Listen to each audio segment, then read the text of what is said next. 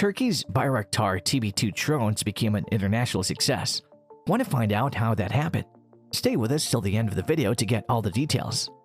With sales in Poland, Ukraine, Qatar, Azerbaijan, and Morocco during the past few years, Turkey's Bayraktar TB2 drones have achieved success on a global scale. When Poland's defense minister Mariusz Błaszczak announced a deal for 24 drones equipped with anti-tank ammunition on May 25th, he claimed that they had already proven themselves in battle and so became the company's newest client. Turkey will, for the first time in its history, send drones to a NATO and EU member. Erdogan told reporters as he announced the deal with Poland. There are 180 Bayraktar TB2 unmanned combat aerial vehicles, or UCAVs, active at the moment, including Turkey, in 4 different nations. The Turkish media has recently mostly complimented Polish-Turkish relations and Warsaw views Ankara as a crucial ally, especially in light of rising tensions between Turkey, Ukraine, and Russia.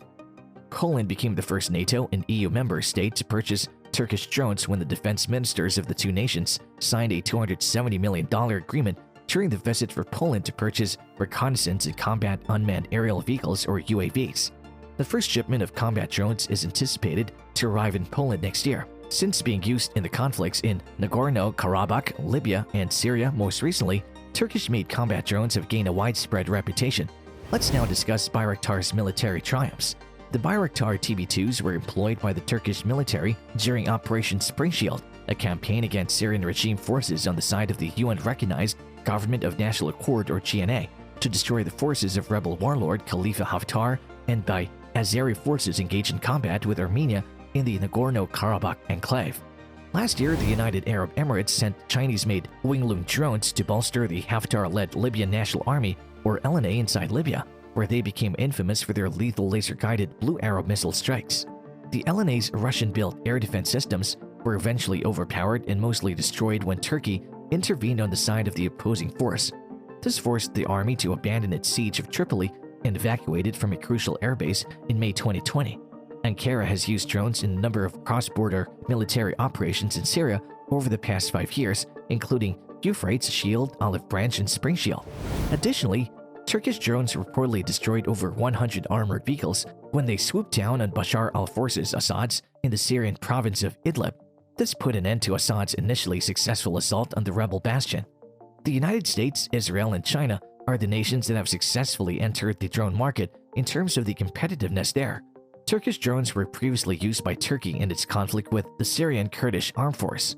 Turkey started building its own attack drones in the middle of the 2010s after the United States refused to supply its drones in 2010 and 2012. China is Turkey's principal rival.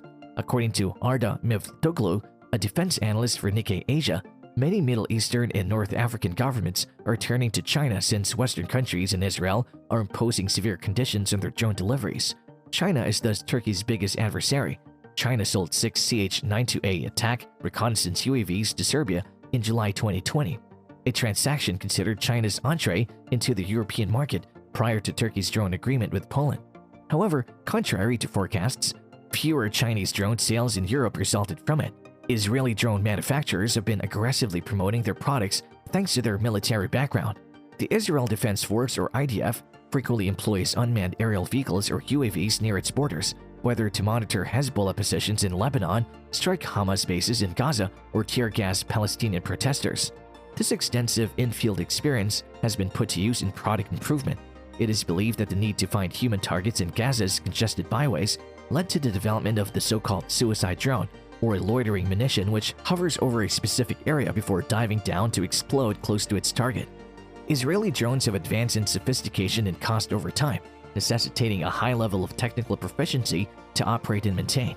In a deal that provides an alternative to expensive acquisitions, Greece's Hellenic Ministry of National Defense released Heron-Long endurance drones in 2020. The Israel Aerospace Industries, or IAI, produced Heron long-duration drones will be leased and used for border protection, with IAI professionals handling maintenance.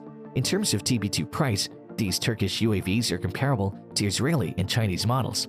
Drones built in Turkey are thought to cost more than Chinese drones, but less than Israeli and American drones. But unlike Turkish businesses, Chinese producers do not offer after-sales support, so they miss out on customer input that may help them improve their products. According to estimates, the Polish contract calls for spending $270 million on the purchase of 4 UAV sets, 24 UAVs equipped with laser-guided MAM-L and MAM-C missiles, mobile control stations, SAR radars, simulators, spare parts, training, and logistics support. A single fully armed Bayraktar TB2 would cost about $10 million, which is a pretty inexpensive price for a package of 6 drones that cost about $67 million. On April 18, 2021, the Royal Armed Forces of Morocco, Maroc, declared their intention to spend $70 million on 13 Bayraktar TB2 aircraft. Therefore, a drone without weapons would only cost $5 million. China, on the other hand, has sold the Winglong to a number of nations in Africa and the Middle East, including Nigeria, Egypt, and the United Arab Emirates, for an estimated $1 million per unit. The opposite is also true. In February 2021, India reportedly paid $200 million to lease 4 of Israel's deadliest drones, the Heron TP. Additionally, the US MQ-9 Reaper has an approximate $100 million price tag per unit. Turkey anticipates securing additional contracts in the future thanks to its advantages in terms of cost, lethality, and after-sales support. As can be seen, the agreement with Poland opens the door for potential drone purchases by additional NATO nations. While US-made drones have proven their worth in areas like Yemen and Afghanistan, China and Israel have yet to persuade the world that their drone technology is effective in difficult battlefields. Despite their lethal capabilities, American drones are far more expensive. If you're liking this video so far, then go ahead and like, share, and subscribe. The final consideration relates to potential TB2 sales in the future. In this instance, Ukraine purchased over a dozen Bayraktar drones off the shelf and has a deal to jointly produce 48 of them with Turkey. At the third defense industry meetings hosted by the Istanbul Chamber of Industry and the Saha Istanbul Defense and Aerospace Cluster, Turkey's Industry and Technology Minister Mustafa Varank stated, "Very soon we will see the Bayraktar and Anka UAVs from Turkey flying in the European skies." According to reports, European nations such as Albania, Belarus, the United Kingdom, Bulgaria, the Czech Republic, and Hungary may be able to obtain the combat drones. Additionally, in January 2021, the Turkish newspaper Haber 7 stated that Bulgaria was considered buying at least 6 unmanned aerial vehicles. The purchase of 30 to 40 Bayraktar TB2s is another item on Kazakhstan's wish list. Alexander Vučić, the president of Serbia, lauded the Bayraktar combat drones and noted that his country is particularly interested in drone technology and will undoubtedly purchase more of them in the future. We'll check to see if we can work out a deal with the Turkish side. Anyhow, these are excellent drones. In Belgrade, Serbia in October 2020, Vučić told reporters, "I have to give the Turkish producers their due." Customers queued for Bayraktar TB2 drones. Numerous nations, including Niger, which just got delivery of 6 Bayraktar TB2 drones as part of a weapons agreement signed with Ankara in November last year, have expressed interest in the Bayraktar TB2 drones due to their military accomplishments in Armenia and Ukraine. The West African country purchased the drones to bolster its surveillance capabilities in its struggle against organizations linked to the Islamic State and Al-Qaeda that operate close to its borders with Mali and Burkina Faso. Morocco, Nigeria, Saudi Arabia, Kazakhstan, Turkmenistan, Qatar, and other nations also bought TB2 drones. According to reports, 19 nations, including NATO member Poland, have so far acquired the TB2 Bayraktar.